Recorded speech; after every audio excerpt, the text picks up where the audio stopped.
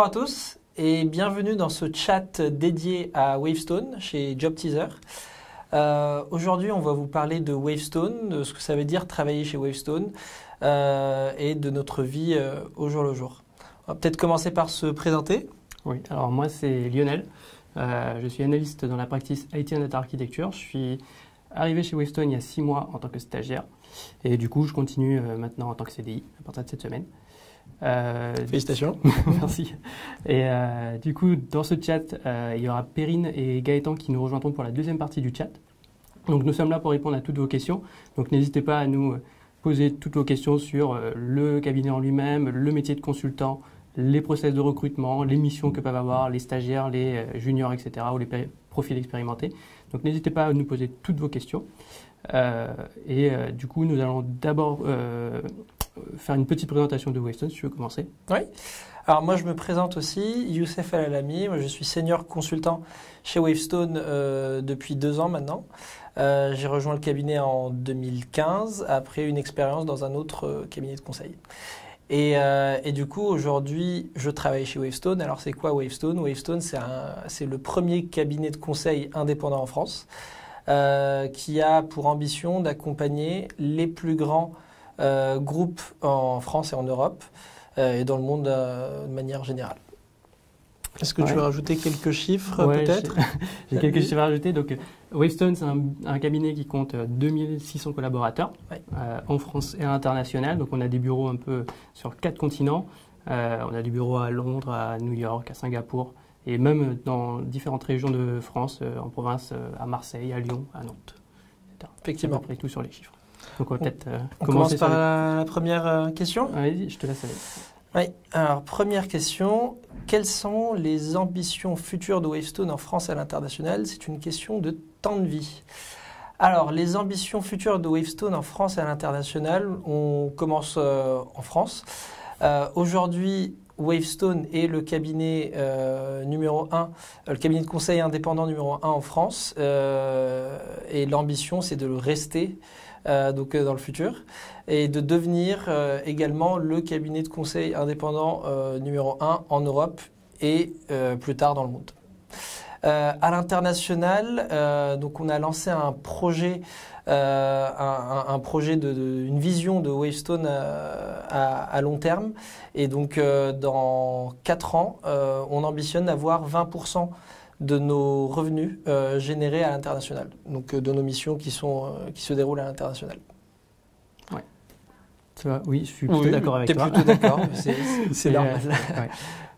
Du coup, on va enchaîner sur la deuxième question. Allez. Alors, quels sont les profils des entreprises et organisations accompagnées par Wavestone? Donc, les clients de Wavestone sont principalement des grands comptes, des entreprises du CAC 40. Donc, on travaille avec eux parce que tout simplement, on travaille dans la transformation des entreprises et c'est des entreprises qui ont des enjeux énormes, qui doivent faire face à des problématiques de transformation. Et du coup, on travaille principalement avec des très grosses entreprises dans différents secteurs, la finance, les banques, l'énergie, le transport, les utilities aujourd'hui, ce qu'on appelle aussi les utilities. Voilà. Ouais. Donc voilà, un peu tout type de clients dans tout secteur, mais principalement des grands comptes. On enchaîne avec la question de Pierre. Pierre qui nous dit quelles sont les différentes branches du consulting chez Wavestone. Alors Wavestone, on intervient vraiment sur toute la chaîne de valeur de nos clients. C'est des clients qui peuvent être dans différents secteurs. Donc, comme l'a dit Lionel, banque assurance, l'énergie, le transport, les ministères, vraiment tout un tas tous les types de secteurs auxquels appartiennent nos clients aujourd'hui. On intervient du coup sur les différents métiers de nos clients. Donc on intervient au sein de la direction RH, au sein de la direction marketing, au sein de la direction informatique, de la direction logistique, etc. Donc on intervient vraiment sur toute la chaîne de valeur de nos clients aujourd'hui. Est-ce que tu as quelque chose à rajouter par rapport à ça? Non, ça va. Je pense que tu as parlé des trois secteurs. Donc une expertise un peu sectorielle, une expertise fonctionnelle et une expertise technologique. Exactement. Un peu les 3 axes qu'on a chez Wavestone. Donc si on enchaîne sur la question suivante de Asma, pourriez-vous me décrire une journée type de consultant? Alors je ne sais pas si tu seras d'accord avec moi pour dire qu'il n'y a pas vraiment de journée type de consultant. Il n'y a pas de journée type de consultant. Le consultant, il va travailler sur différentes missions. Donc les missions, c'est répondre à un besoin d'un client, et ces besoins pouvant être de nature complètement différente. La journée type d'un consultant ne sera évidemment pas la même en fonction de ses missions.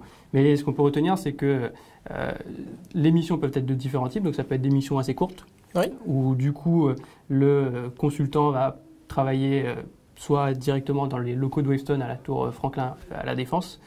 Donc il peut venir directement à la tour et travailler. Dans ces types de missions courtes-là, il peut généralement être amené à rencontrer le client pour soit des restitutions, soit des interviews, des entretiens. Soit pour le cadrage de la mission, tout à fait. Cadrage de la mission. Donc là, il va être amené soit à se déplacer chez le client, soit directement le faire à distance en chambre.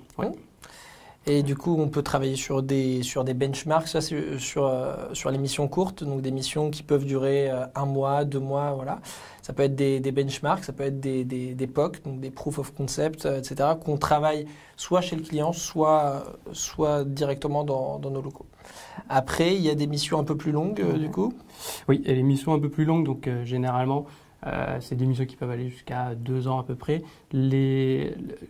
Pour un consultant, généralement, ça ne va pas dépasser 1 an donc, sur une mission, parce que le but, c'est quand même que le consultant monte en compétence sur plusieurs sujets en parallèle, et que du coup, il y ait une certaine rotation sur les sujets qu'il va toucher dans les missions. Donc, généralement, au bout d'1 an, on change de mission. Enfin, ça peut être avant 1 an, mais oui. Maximum 1 an. Ouais. Vous ne serez jamais plus d'1 an chez le même client sur la même mission.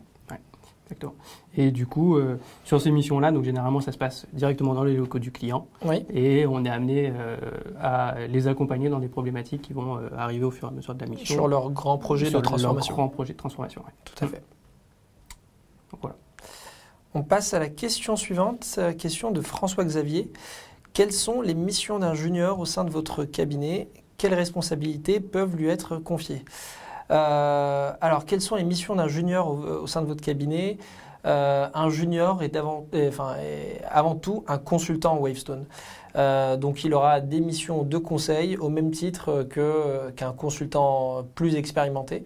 Donc, il sera chez le client. Donc, ça peut être dès son arrivée. Il n'y a pas de délai par rapport à sa mise en relation avec le client. Donc ça peut être au bout d'1 semaine, 2 semaines, 3 semaines de son arrivée. Il rencontrera le client directement et puis il enchaînera sur sa première mission. Donc il travaille au sein d'une équipe, donc avec un chef de projet, avec un manager, avec des seniors consultants.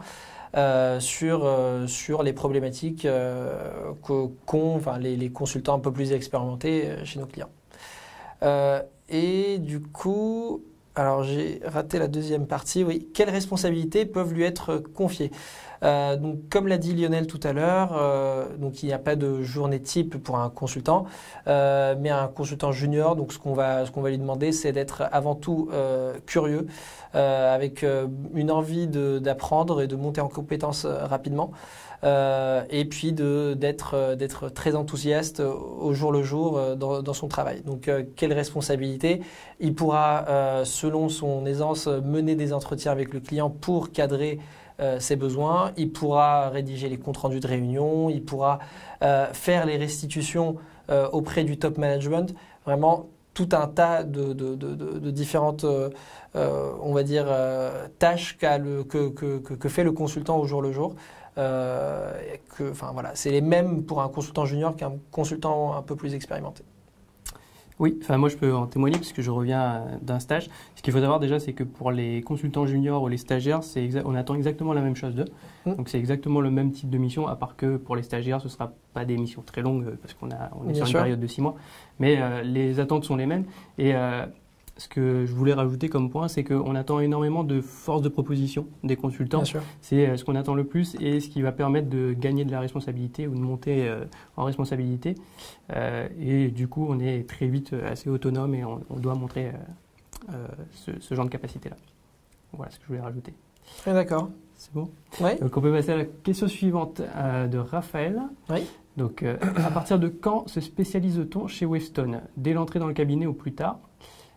2. Combien de missions réalise en moyenne un junior durant sa première année? 3. Un consultant junior est-il en contact direct avec ses clients? Si oui, est-ce systématique ou seulement lors de certaines missions? Donc, à partir de quand se spécialise-t-on chez Wavestone? Dès l'entrée du cabinet ou plus tard? Moi, j'ai envie de dire que c'est un peu au choix du consultant. Bien sûr. Pour se spécialiser, pour moi, ça implique de monter en compétence et de prendre un certain nombre d'années. Donc, bien sûr, ça ne sera pas forcément directement. Quoi qu'il arrive. Ouais. Et du coup, je pense qu'on a le choix à un moment donné de traiter un peu des sujets un peu transverses et de monter en compétence sur plusieurs sujets. J'en connais des consultants qui, justement, ne sont pas spécialisés dans un domaine particulier ou sinon de devenir expert et de partir à fond dans une technologie, dans un secteur d'activité donné, etc. Donc, c'est un peu au choix et c'est vous qui choisissez. Avec le management, on a parlé un peu tout à l'heure du management de carrière. C'est avec lui que vous allez décider ça. Et c'est lui qui va vous staffer, donc vous mettre sur des missions. Et du coup, c'est avec lui que vous allez décider si vous allez plutôt vous orienter vers l'expertise dans un domaine ou si vous voulez un peu toucher à tout. Voilà, c'est un choix de carrière aussi. Le manager, votre manager, il va vous mettre sur des missions. En fonction évidemment du pipe de missions qui sont disponibles, des demandes de staffing qu'on reçoit au quotidien et évidemment, encore une fois, en fonction de vos envies, c'est-à-dire qu'est-ce que vous voulez faire au sein du cabinet. On a un panel tellement large de missions différentes, même au sein de la même practice, même au sein du même département. On a un panel très très large et très diversifié de missions. Donc ça dépend de vos envies, de vos appétences, de vos compétences. Voilà. Donc il n'y a pas forcément de spécialisation, on va dire, à l'entrée du cabinet qu'on vous demande ou pas. Même au sein de la même practice, comme je vous le disais, il y a un panel assez large de missions différentes qu'on peut faire. Oui. On peut enchaîner peut-être avec la deuxième partie. La deuxième partie, il y en a pas mal. C'est plusieurs questions en une. Combien de missions réalise en moyenne un junior durant sa première année? Alors pareil, ça va dépendre. Si je prends mon cas par exemple, là je commence un CDI. Normalement, je pars 1 an en mission en bureau d'architecte. Donc du coup, j'en aurais fait qu'une pendant 1 an. Mais il y a aussi des profils qui vont enchaîner plusieurs petites missions. Donc les petites missions, c'est généralement 1 mois, 2 mois. Oui. Ça peut aller jusqu'à 3 semaines minimum. Oui. Alors je peux en parler justement. Ma première année, j'ai fait 3 missions différentes. Okay. Donc une mission sur de la relation client, transformer la relation client d'un de nos clients. Oui. Et ça a duré 6 mois. Ensuite, j'ai enchaîné avec une petite mission donc pour un grand groupe de l'énergie, pour ne pas le citer, où je devais travailler sur les new ways of working, c'est-à-dire les nouvelles méthodologies de travail et comment les insuffler au sein de ce client, travailler de manière plus transverse, donner plus d'autonomie aux différents employés, les responsabiliser, raccourcir la chaîne de décision et les processus de décision, etc. Donc ça, c'est une mission qui a duré 3 mois. Et après, j'ai enchaîné avec une dernière mission sur la première année, qui était de lancer une nouvelle offre et un nouveau service donc au sein d'un autre de nos très gros clients. Donc voilà, okay. Pour ma part, ça a été 3. Moi, Lionel, c'était une seule mission. Une mission, ouais. Voilà. Du coup, voilà, ça peut varier et ça dépend pareil de vos envies, parce que vous en discuterez avec votre manager de carrière. Et voilà. Donc du coup, un consultant junior est-il en contact direct avec ses clients? Si oui, est-ce systématique ou lors de certaines missions? Alors moi je dirais que oui, il est en contact avec ses clients. Après ça dépend des missions. Si on a des missions courtes qui demandent beaucoup d'interaction avec le client, on sera amené à aller directement avec le client. Mais il n'y aura pas de spécificité si on est junior, donc on ne va pas trop vers le client, ou si on est senior, donc c'est là qu'on y va. Par contre, les missions font que soit on est très souvent avec le client, soit on l'est un peu moins. Mais il n'y a pas de spécificité pour les profils juniors ou seniors sur cette question-là. Parfait, oui, complètement d'accord. On passe à la question de Sophie. Comment se passe l'intégration des juniors? Alors, un junior, un consultant qui vient d'arriver, il va passer par une phase de formation. Donc, il va être formé les premiers jours auxquels il arrive chez Wavestone. Il va être formé à un certain nombre d'outils. Comment mieux utiliser les outils qu'on utilise au quotidien, c'est-à-dire du Excel, du PowerPoint, voilà, ce genre d'outils qu'on utilise vraiment au quotidien chez Wavestone dans le cadre de notre travail de consultant. Et ensuite, il sera très très vite amené à travailler soit sur des productions internes, soit sur une mission directement. Voilà, ça dépend du contexte dans lequel arrive le junior. Si son profil correspond directement avec une des missions qui attend un staffing, il sera mis directement sur une mission. Sinon, en attendant, ça peut durer 1 semaine ou 2 semaines en moyenne. Il travaillera sur des productions internes, donc soit sur de la production de propositions commerciales, c'est-à-dire rédiger des propositions commerciales pour répondre à des appels d'offres, ou de travailler sur le knowledge du cabinet, travailler et réfléchir sur différentes problématiques, etc. Et moi, je rajouterais aussi sur la question vraiment sur l'intégration, c'est que quand on arrive chez Wavestone, un de ses points forts, c'est qu'on n'est pas lâché complètement en mission tout seul. On est vraiment encadré et accompagné. On a 3 types de management, on va dire, 3 niveaux de management. On a le manager de carrière dont on parlait, donc qui va vous suivre sur la durée de toute votre carrière chez Wavestone et qui va vous accompagner à vous mettre sur des missions, participer à vos évaluations, etc. On a un management de mission, un chef de projet sur la mission en elle-même, qui, lui, va vous aider dans la mission à vous cadrer, vous donner les bonnes pistes pour vous améliorer, pour répondre à la problématique du client, etc. Et on a aussi, quand on arrive donc en tant que CDI, en tant que junior, un parrain, et quand on arrive en tant que stage, un tuteur. Cela, c'est plus un management encore plus proche. C'est une personne avec qui va vous apprendre un peu comment fonctionne le cabinet. Si vous avez des questions, vous allez vers lui, etc. C'est un management informel. Oui, un peu informel, ouais. Mais qui permet de très très bien s'intégrer, et on n'est jamais perdu. Dès qu'on a une question à poser, on sait vers qui aller généralement. Il n'y a pas pour les managers de carrière, ils gèrent en moyenne, je sais pas, une dizaine, une vingtaine de consultants. Un peu moins, ouais. Une dizaine de consultants. Une dizaine de consultants. Donc, ils savent qui vous êtes, ils connaissent vos profils, ils connaissent vos attentes, ils savent quand ils vont vous staffer sur une mission si ça correspond à vos envies ou pas. Donc, du coup, l'intégration, elle se fait pour moi, par le côté management assez proche. Si tu es d'accord. Tout à fait, tout à fait. Qu'est-ce qui vous a orienté vers le métier de consultant ? Je vais commencer à répondre, sachant que pour moi c'est un peu particulier. Comme j'ai dit au début, je suis dans la practice IT and Data Architecture, qui est une practice très technique. Et par mes expériences passées, j'avais testé d'autres fonctions, plutôt fonctionnelles, plutôt techniques, développement, etc. Et je cherchais en fait quelque chose qui allie un peu les deux, en même temps être capable d'être force de proposition sur des sujets complètement innovants, d'aller à la rencontre du client sur le terrain, etc. Et en même temps de toucher à des sujets technologiques qui pour moi m'intéressent beaucoup. Donc c'est comme ça que je me suis orienté vers le métier de consultant. Et du coup ça m'a plu, et c'est pour ça que j'ai signé en CDI et que je continue. Toi, je ne sais pas si c'était pour d'autres raisons. Ouais, moi c'est le métier du consultant qui m'intéressait, c'est le challenge quotidien qui m'intéressait, voilà. Et j'ai rejoint Wavestone au sein de la practice énergie, utilities et transport, qui est pour le coup une practice pas du tout technique. Donc on est un peu voilà, mais on travaille sur d'autres types de problématiques, sur la transformation digitale de nos clients. Et comme je l'ai dit, ça peut être vraiment divers types de missions. C'est ça qui m'a poussé à rejoindre Wavestone et de continuer dans le conseil.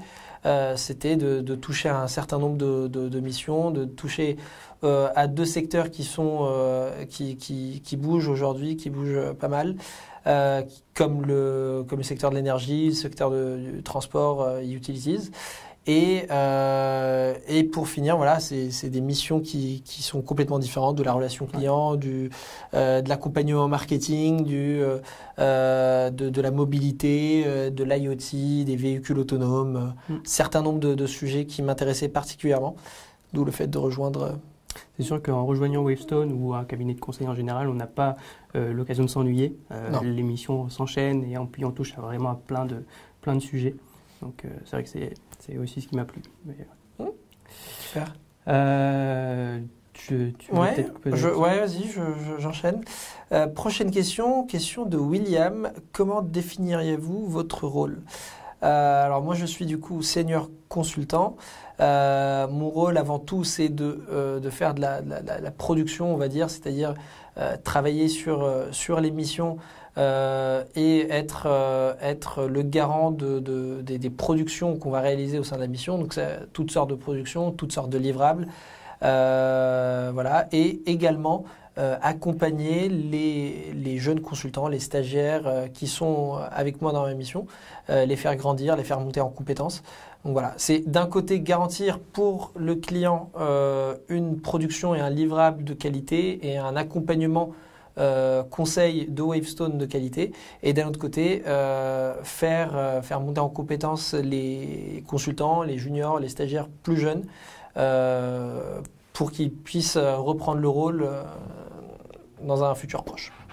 Je suis complètement en phase avec toi. Après, moi, je n'ai pas encore la partie accompagnement des jeunes stagiaires. J'espère que ça arrivera un jour.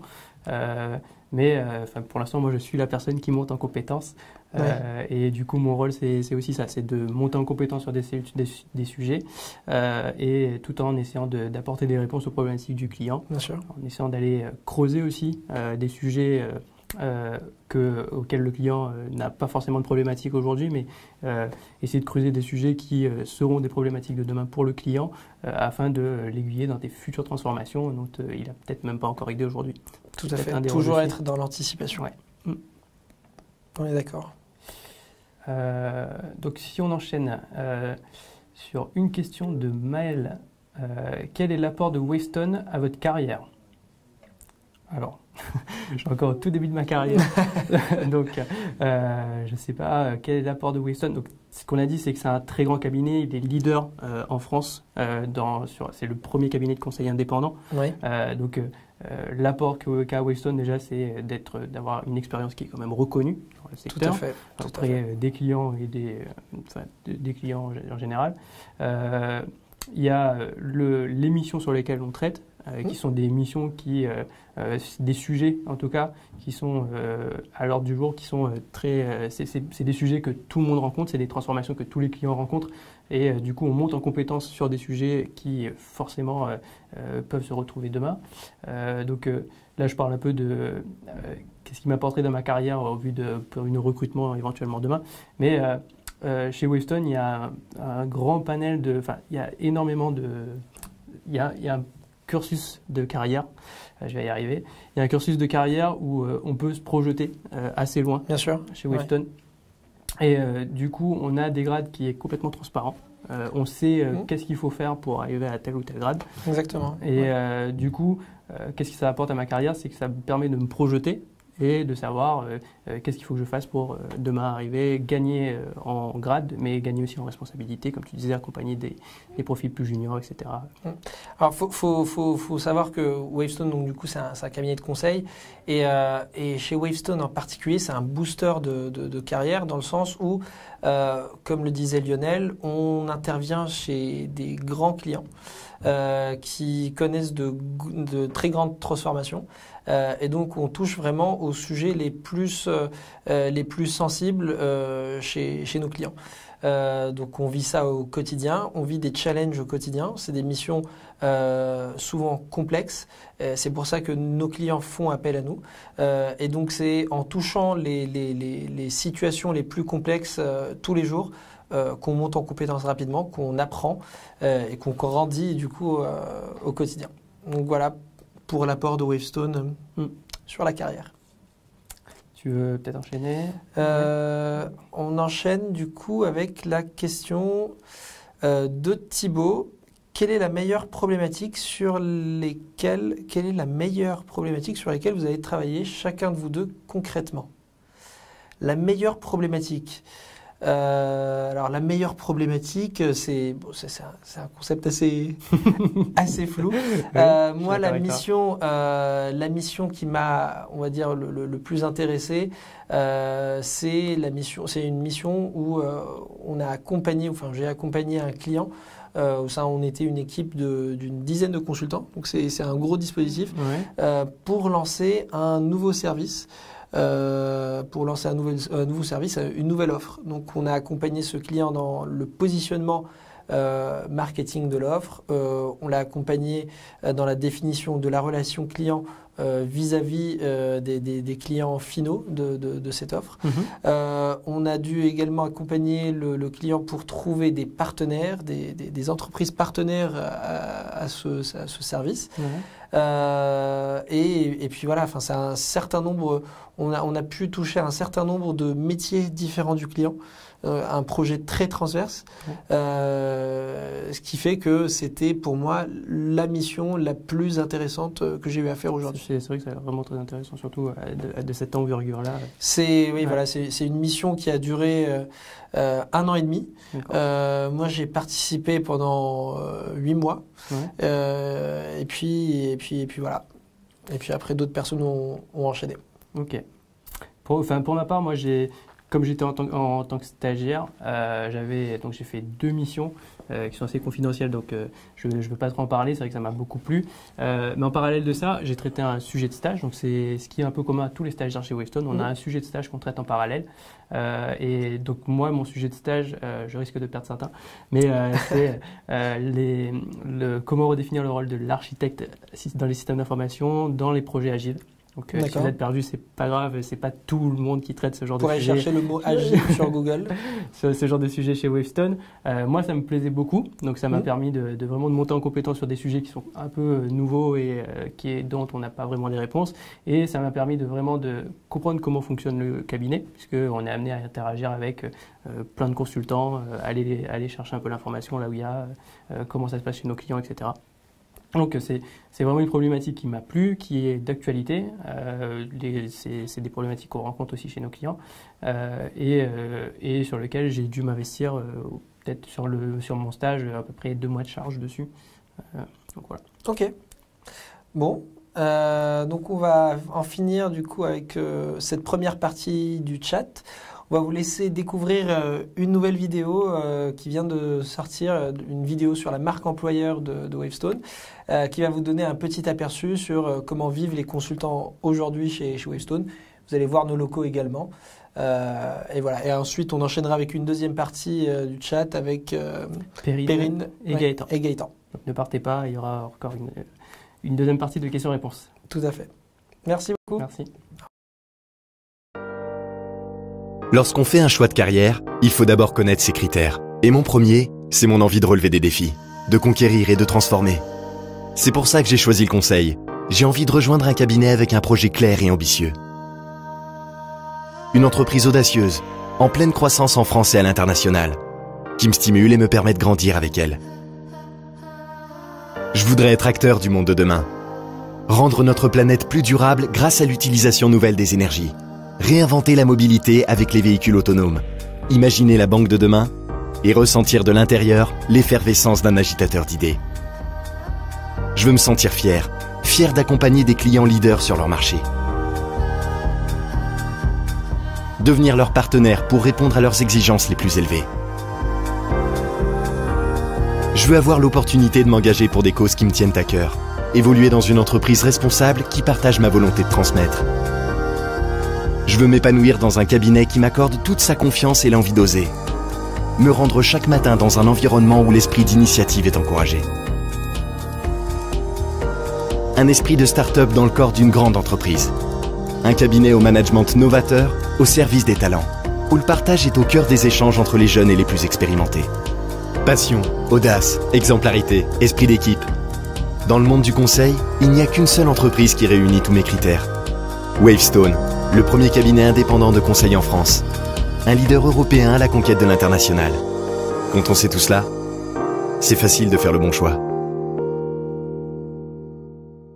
Bonjour, c'est parti pour la deuxième partie du chat. Donc moi je vais commencer par me présenter. Donc je suis Gaëtan, je suis arrivé chez Wavestone il y a 3 ans en stage. Et ensuite j'ai continué en fait avec une alternance et donc j'ai continué en CDI en septembre 2016. Donc je travaille au sein de la practice Financial Services. Et bonsoir, du coup moi c'est Perrine, je viens d'arriver chez Wavestone en stage de fin d'études pour le coup, ça fait 2 mois tout juste et je suis dans la practice CGS, Consumer Goods et Services. Alors on va commencer par la question de Tracy, donc de quelle façon peut-on s'investir dans la vie interne et le développement du cabinet? Donc en fait chez Wavestone, donc, le consultant va avoir une double mission, donc d'une part il va être amené à réaliser des missions chez des clients, mais il va aussi s'investir en interne. Donc plus ou moins selon en fait, son envie justement d'aller pousser des projets sur de l'interne. Donc ça va être sur différents projets tels que donc, des projets commerciaux, des projets autour de la communication, des projets autour du knowledge management ou alors rejoindre un des assets de Wavestone. Donc ça c'est vraiment des choses qui peuvent être attendues chez les consultants. Donc à titre d'exemple, par exemple sur des problématiques RH, les consultants peuvent être amenés à réaliser des entretiens de recrutement auprès de jeunes postulants. Sur des problématiques de communication et autres, on va demander aux consultants d'aller publier dans des blogs ou alors de travailler sur des benchmarks qui vont être diffusés ou autres, ou de travailler en interne sur ce qu'on appelle des lettres de veille ou alors sur des éditos. Et sur l'aspect commercial, donc les consultants peuvent être amenés à jouer un rôle de BizCab, donc de jouer en fait le rôle pendant une courte période de commercial, ou alors d'aller participer à des soutenances chez des clients ou alors des avant-ventes. Et je vais juste compléter pour le côté un peu stagiaire, parce que même en tant que stagiaire, on peut être amené en fait à participer au développement du cabinet. Et ça peut notamment passer par ce qu'on appelle les sujets de stage, donc que vous allez devoir traiter pendant les 6 mois de votre stage. Ou alors vous pouvez participer, aider les consultants sur l'écriture d'articles qui sont en cours ou sur l'élaboration par exemple d'une nouvelle offre que la practice peut adresser. Alors, on a une autre question de la part de Daniel. Quelles qualités sont selon vous primordiales pour être un excellent consultant? Alors, je vais commencer, je pense que Gaëtan complétera. Clairement, il faut être très rigoureux, avoir des fortes compétences analytiques, mais aussi de synthèse. Et je pense que c'est très important, et notamment aussi sur un grade de stagiaire, d'être proactif. D'essayer de faire valoir ses idées, de challenger les idées des autres, quel que soit le grade, parce que de toute façon, on peut toujours amener un point de vue pour enrichir le débat. Oui, donc pour compléter, ce que dit Perrine est tout à fait exact. Donc un excellent consultant, c'est aussi un consultant qui va être curieux, qui va aller pousser les problématiques chez les clients, qui va creuser peut-être un petit peu plus. Donc ça rejoint la proactivité dont parlait Perrine. Un excellent consultant aussi, c'est un consultant qui va être humble, qui va toujours avoir envie d'apprendre, de donner le meilleur de lui-même, de livrer les meilleurs livrables.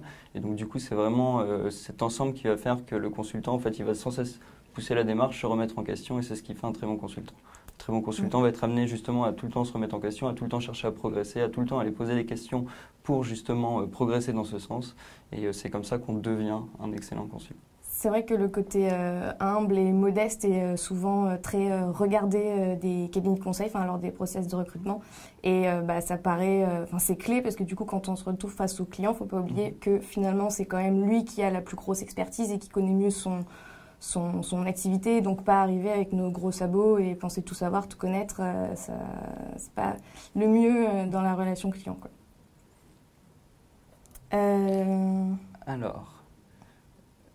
Alors voilà, on a une autre petite question. Vas-y Gaëtan. Petite question, donc pourquoi vous et non pas un autre grand cabinet de conseil?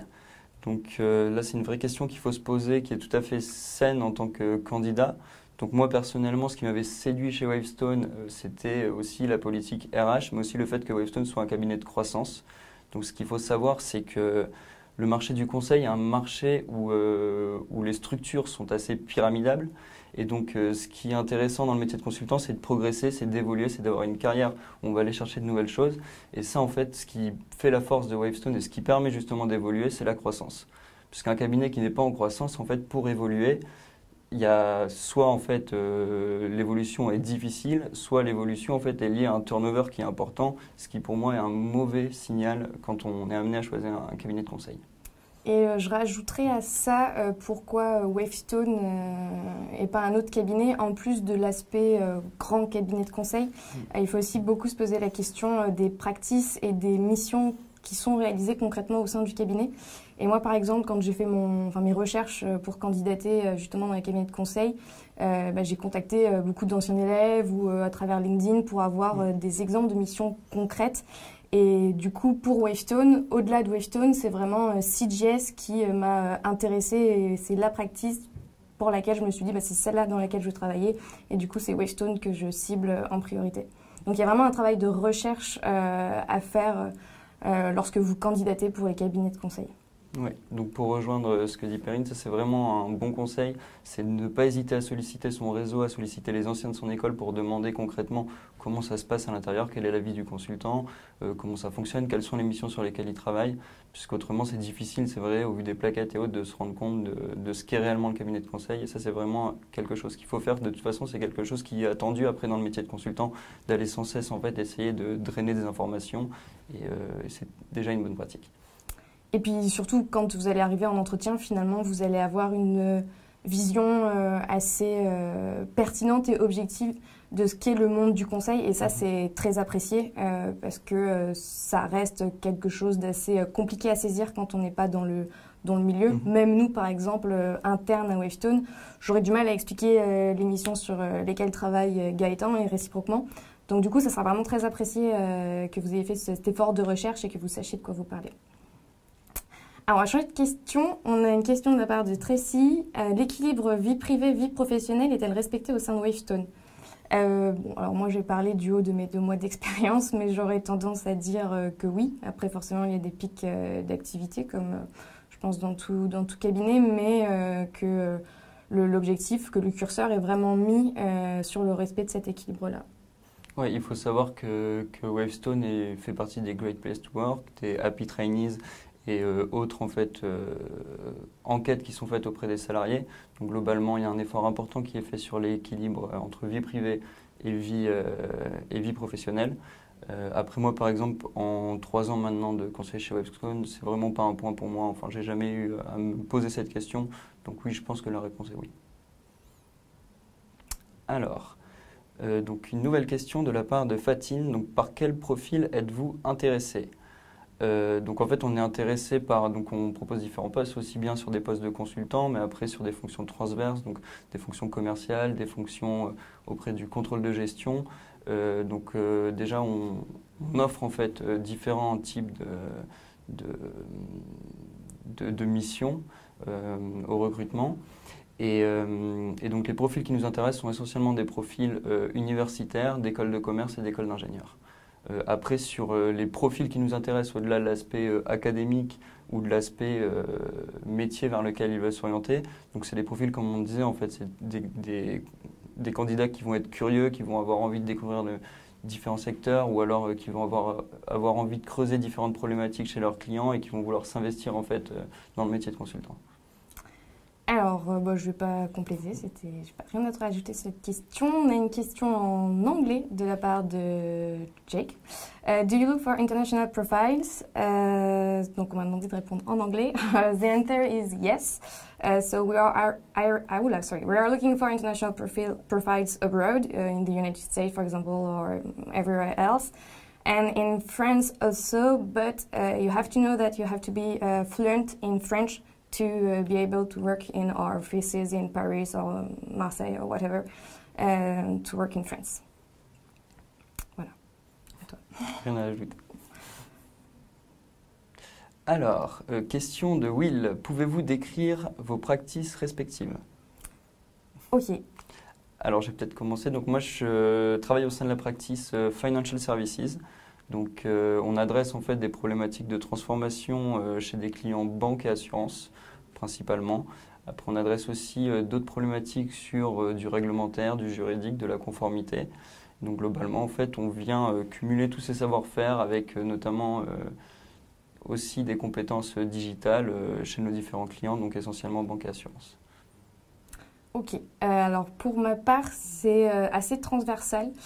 Déjà, il faut savoir que CJS, c'est la fusion de deux practices différentes, donc qui étaient Consumer Goods d'un côté et Telco Média de l'autre. Donc du coup, aujourd'hui, sectoriellement parlant, on a quand même un assez large éventail. On peut donc travailler avec les industries du retail ou alors de la distribution spécialisée, des enseignes d'ameublement. On va travailler avec des marques de luxe. On peut travailler aussi avec des acteurs de l'entertainment, que ce soit des fédérations de sport ou d'autres acteurs, donc des telcos aussi, du média. Donc voilà, on a un peu tout cet échantillon, tout cet éventail sectoriel. Et après, ce qui est très intéressant, c'est que en termes de fonction, on va aussi finalement adresser tout le spectre de la chaîne de valeur, c'est-à-dire que on peut avoir des problématiques commerciales comme marketing, logistique, des problématiques un peu stratégiques aussi. Donc c'est très, très intéressant et très, très, très généraliste et donc du coup très stimulant. Voilà. Alors, c'est donc autre question de Maël Rorik. Donc, quelles sont les expériences et compétences qui sont appréciées par les recruteurs de Wavestone? Je vais te laisser. Alors, quelles sont les compétences et expériences? Si tu veux, je peux commencer. Oui, vas-y, commence, je compléterai. Globalement, sur les compétences et expériences qui sont appréciées, donc bien sûr, s'il y a une première expérience dans le conseil, c'est un point qui est très positif. Ou alors une expérience en audit aussi peut être appréciée. Après, on se doute très bien que tous les candidats n'ont pas forcément eu une expérience dans une de ces deux types d'entreprises. Donc en fait, l'essentiel en entretien, donc si on a eu des expériences qu'avec une appétence peut-être digitale, peut-être gestion de projet, en fait si je dois donner un conseil sur l'entretien, c'est vraiment d'être capable de faire le lien entre les enseignements qu'on a pu tirer de ces expériences et ce qui nous a conduit en fait à nous amener vers une démarche de consultant et nous orienter vers le métier de conseil. Et donc en fait c'est vraiment l'élément clé, il n'y a pas d'expérience compétence type. L'objectif, c'est vraiment de comprendre quel est le parcours du candidat, quelle est la démarche en fait, qui l'a amené à se dire bon, bah, je vais postuler dans un cabinet de conseil. Donc du coup, voilà, l'idée, c'est vraiment d'être capable de tirer en fait, des enseignements de ces expériences et de faire le lien avec le métier de conseil. Ouais, pour compléter avec ce qu'a dit Gaëtan, je cerne un peu mieux. C'est oui, en fait, je pense qu'il faut vraiment savoir capitaliser sur toutes les compétences et savoir-faire que vous avez pu acquérir tout au long de vos différentes expériences, que ce soit dans le conseil ou pas d'ailleurs, et d'être capable de retracer votre cheminement de pensée. Pourquoi maintenant, aujourd'hui, vous voulez vous orienter dans le conseil et qu'est-ce que vous allez finalement apporter concrètement comme compétences, comme savoir-faire à la practice dans laquelle vous postulez. Alors, on a une autre question de la part de Marie. Est-ce qu'avec un profil ingénieur, on peut accéder à des missions business ou on reste juste sur des missions IT? Alors, je vais commencer, notamment donc, en revenant sur la practice CJS, où comme on a vu, elle est assez transversale, où on a beaucoup de thématiques business. Et justement, sur les profils qui sont dans la practice, et ben, en fait, on a bon, je ne sais pas si c'est 50-50, mais on a vraiment beaucoup de profils ingénieurs, des profils d'école de commerce, des profils issus d'université. Et une fois qu'on est dans la practice, ben, c'est finalement tout le monde adresse les mêmes thématiques, les mêmes missions, quel que soit le profil. Après, forcément, si vous avez un profil ingénieur, vous allez vous allez avoir plus de facilité, peut-être sur des problématiques un peu plus IT ou enfin bref, peut-être un peu plus pointues. Mais en tout cas, on va complètement vous positionner sur des missions de business. L'un n'empêche pas l'autre. C'est ça, idem en fait pour parler donc de ma practice en financial services. Globalement, il y a des consultants ingénieurs, il y a des consultants qui viennent d'écoles de commerce ou universitaires. Donc il n'y a pas là-dessus de frontières. Et à l'inverse, en fait, dans l'autre sens, donc une formation plutôt école de commerce peut très bien être amenée, si ça l'intéresse, à faire des missions plus IT. Je sais que moi, personnellement, j'étais amené à travailler sur pas mal de missions avec une forte teinte digitale. Donc là-dessus, il n'y a pas de frontière. Une fois que le consultant est amené à travailler chez Wavestone, il n'y a pas de différence qui sont faites entre le profil qui soit ingénieur, commercial ou universitaire. Alors on a une nouvelle question de Tracy qui demande sur quel type de mission un consultant est-il amené à travailler au sein de la practice Consumer Goods? Beaucoup. Je vais en citer quelques-unes. Alors après, c'est pas des missions sur lesquelles moi j'ai pu travailler vu que je suis là que depuis 2 mois. Mais par exemple, à titre personnel, en ce moment, je suis sur une mission où on aide en fait une entité à se séparer d'une entité avec laquelle elle avait monté un partenariat pour la gestion d'une partie de leur activité. Donc du coup, c'est très intéressant parce qu'on agit sur les différents pans finalement stratégiques de l'entreprise, que ce soit les process IT comme l'organisation RH, le pilotage de la performance globale de cette entité-là. Donc ça, c'est très intéressant. Sinon, ils peuvent être amenés à faire des études d'opportunités si une entreprise veut se diversifier sur un secteur ou un autre. Ils peuvent analyser des opportunités de rachat. On peut agir aussi sur des missions un peu d'état de l'art. Par exemple, il y a des grandes problématiques dans le luxe, sur la digitalisation. Donc du coup, on peut faire un état de l'art sur la digitalisation dans ce monde-là. On peut agir sur des problématiques de logistique et de supply chain. Par exemple, une enseigne qui a des problèmes de gestion justement de ses stocks et de communication entre ces différents systèmes, on a aussi les compétences d'agir sur ces thématiques-là. En fait, il faut savoir qu'au sein de la practice, on a des directeurs, des associés avec des expertises bien spécifiques et bien spécifiques qui, du coup, ont la capacité de traiter un peu toutes ces différentes missions. Alors, oui, je complète pas puisque du coup, c'est toi qui es dans la practice concernée. Alors, question de Mathilde. Peut-on se positionner sur 2 à 3 choix de practice lors de notre premier entretien? Alors, bien sûr, en fait, le premier entretien, il a vraiment vocation, donc d'une part, au candidat de se présenter son parcours, ses ambitions et ce qui fait qu'il a amené à postuler chez Wavestone. Mais l'enjeu aussi pour Wavestone est de présenter le cabinet, de présenter son organisation, les différentes practices qu'il y a. Donc il n'est pas demandé en fait au candidat d'arriver au premier entretien en sachant exactement ce qu'il veut faire. La démarche est tout à fait saine en fait de se dire bon bah voilà, il y a telle practice qui m'intéresse, je ne sais pas trop vers laquelle m'orienter. De toute façon, après chaque entretien, il y a un débrief qui est fait avec le chargé de recrutement. Et donc justement, le chargé de recrutement a vocation à répondre justement à ces questions et aussi à orienter le candidat. Donc en fait, le processus de recrutement est fait pour orienter le candidat vers la practice qui lui correspond le mieux. D'ailleurs, le processus, les candidats globalement apprécient particulièrement cette démarche. C'est pour ça que Wavestone notamment fait partie est récompensé des process de Happy Candidates et autres. D'ailleurs, pour en être sorti il n'y a pas longtemps de ce fameux process, c'est vrai que c'est très bien structuré et à chaque étape en fait du processus du recrutement, on a notre chargé de recrutement, la RH entre guillemets ou le RH qui est en charge de notre dossier qui nous appelle et nous fait un débrief sur l'entretien qu'on vient d'avoir. Donc du coup il souligne les points positifs mais également les axes à améliorer et donc du coup c'est un réel échange et c'est très constructif et ça permet de préparer au mieux l'étape d'après. Si étape d'après il y a. Alors on a une autre question de Will. Y a-t-il facilement de la communication entre les différentes practices? Alors dans un premier temps, je vais dire que Wavestone met en place beaucoup d'événements de socialisation, on va dire, pour justement créer un esprit Wavestone et une culture Wavestone et pour réunir toutes les practices du cabinet. Donc ça peut passer par des after-work, des week-end ski, des soirées de fin d'année. Après, quotidiennement, c'est vrai qu'on est quand même un grand cabinet.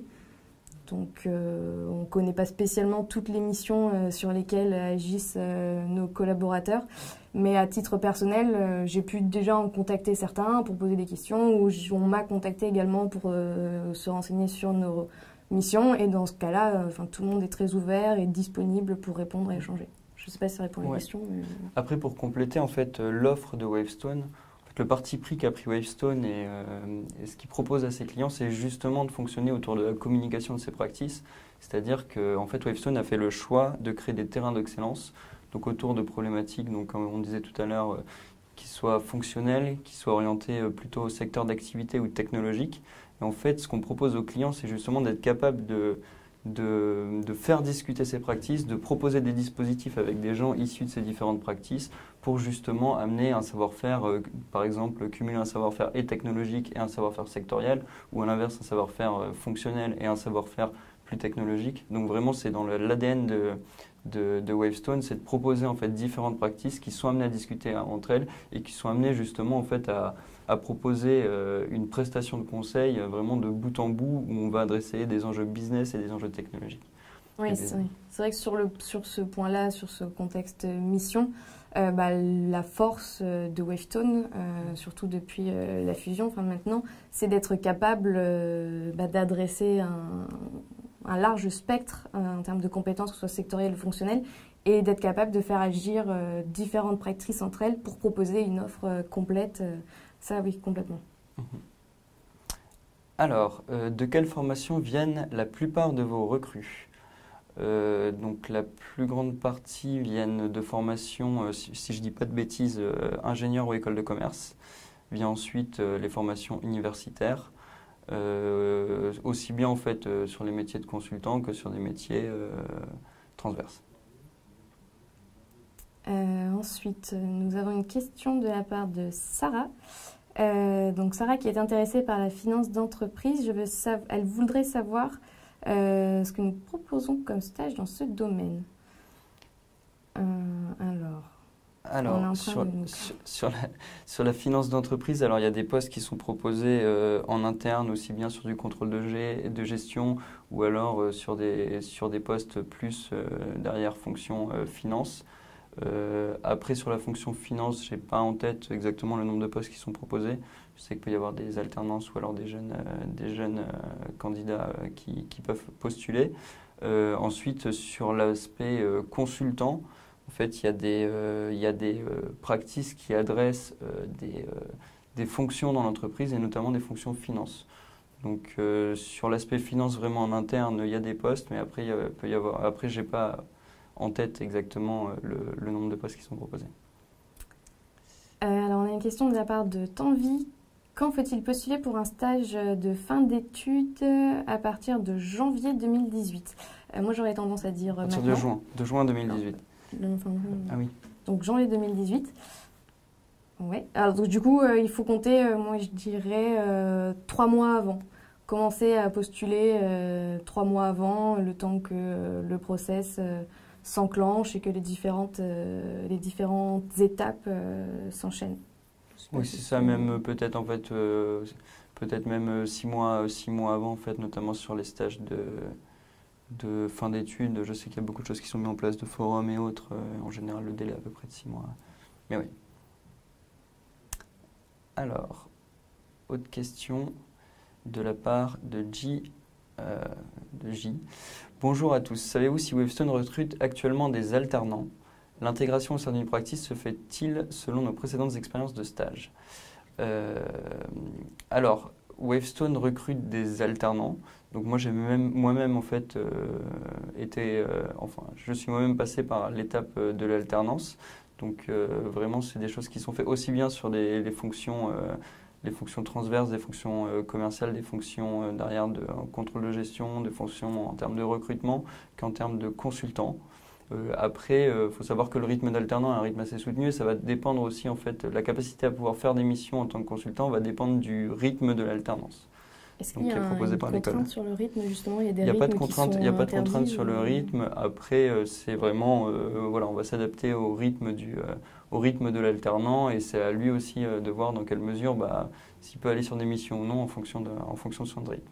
Après, sur la seconde partie de la question, donc l'intégration au sein d'une practice se fait-il selon nos précédentes expériences de stage ?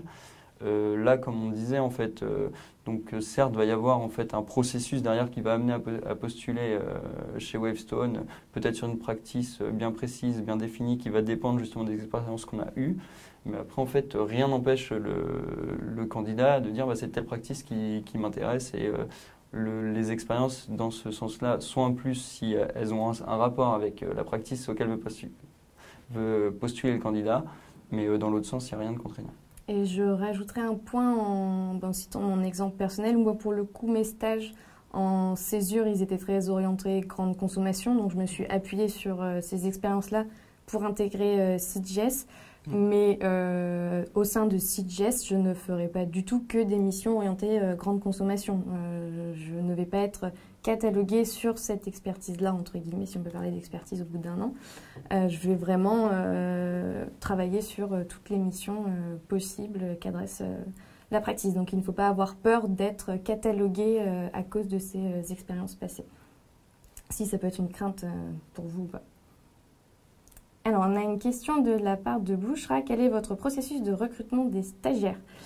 Alors, donc vous avez donc il se fait en 2 étapes. Enfin, un premier entretien téléphonique avec votre futur chargé de recrutement qui lui permettra de bien cerner vos attentes et votre compréhension du monde du conseil et puis la pertinence de votre profil pour Wavestone.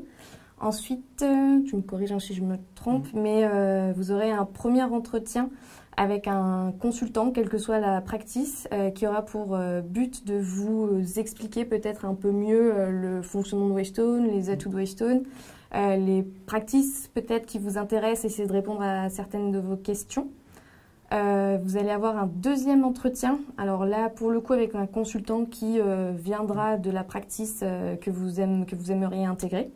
Et entre les deux, une note de synthèse à rédiger, donc qui a pour but d'analyser un peu vos compétences synthèse. C'est ça, de synthèse, enfin aussi bien sur le fond, mais surtout sur la forme. Oui, donc c'est vraiment, premier entretien, ça va être chargé de recrutement ou avec un consultant. Et le dernier entretien, ça va être avec un consultant plus expérimenté ou manager de la practice. Alors, donc dernière question. Donc de Mathieu, quelles questions aimez-vous bien poser en entretien? Donc je vais peut-être plutôt répondre. Oui, j'en ai pas fait alors, passer encore. donc bon, il n'y a pas de questions type. Après, bien sûr, nous on va interroger en fait.